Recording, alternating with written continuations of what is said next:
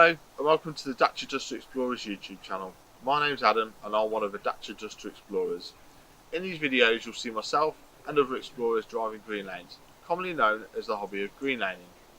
Some of these lanes can be easy, some can be incredibly difficult if not dangerous, but all offer a beautiful feeling of escapism.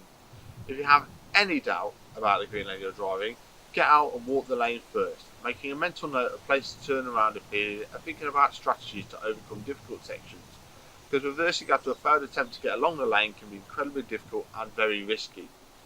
We abide by the Green Lane Association Glass Code of Conduct for driving these lanes and respect all others using the lanes, including horse riders and walkers, as we all have a part to play in keeping these routes open for everyone.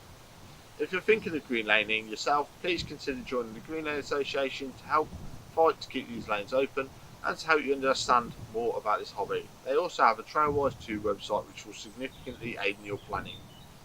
Please don't forget to like and subscribe to the YouTube channel to get updates on new videos and check out our previous massive video collection.